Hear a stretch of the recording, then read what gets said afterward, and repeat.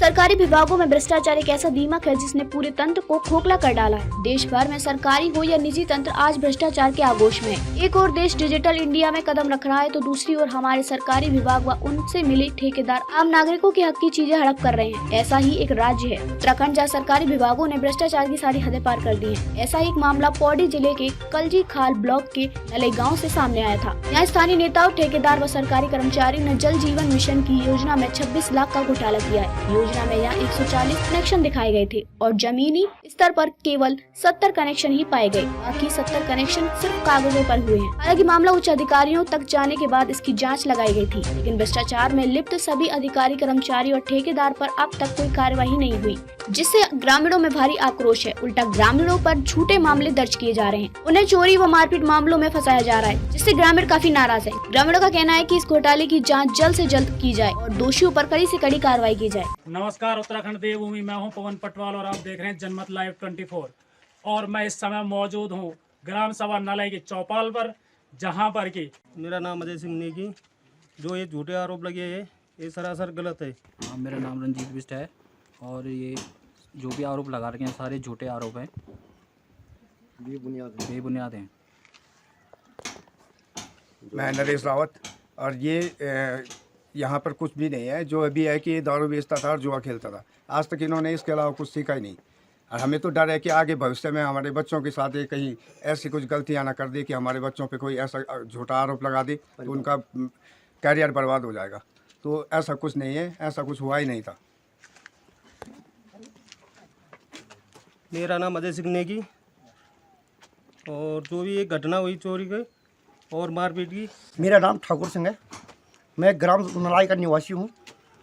मुझे जो हमारा जल मिशन का वो हुआ अभी 3 महीने पहले, जो उसकी जांच पड़ी थी, हम उससे संतुष्ट नहीं हैं। जो उसमें ठेकेदार था वो उसमें इन्वॉल्व है और जो कर्म नीचे हैं उसके जी और प्रधान जितने भी हैं उसमें इन्वॉल्व है।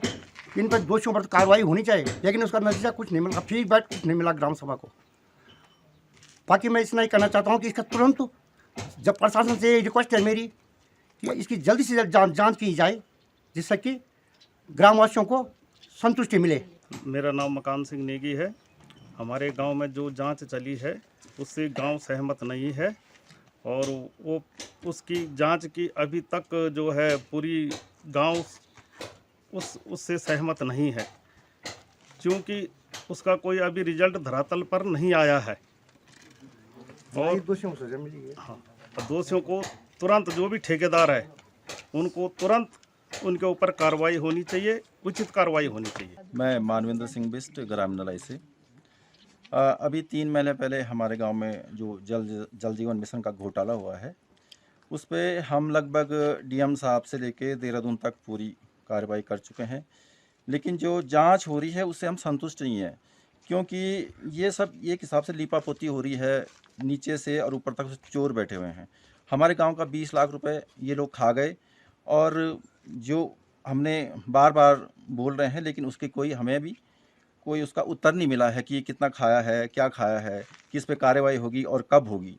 और अगर इस पे अगर कोई कार्रवाई जल्दी से नहीं होती है तो हम पीएमओ कार्यालय में जाने को भी तैयार हैं और हमारा दिल्ली में संसद में धरना हो सकता है। जो ये कुलदीप बिष्ट के द्वारा इन 6 लड़कों पे आरोप लगाए गए हैं, ये बिल्कुल बेबुनियाद हैं। और आज जो इस दरोगा जी आए थे जांच में, तो आज स्पष्ट भी हो चुका है ये आरोप बेबुनियाद हैं।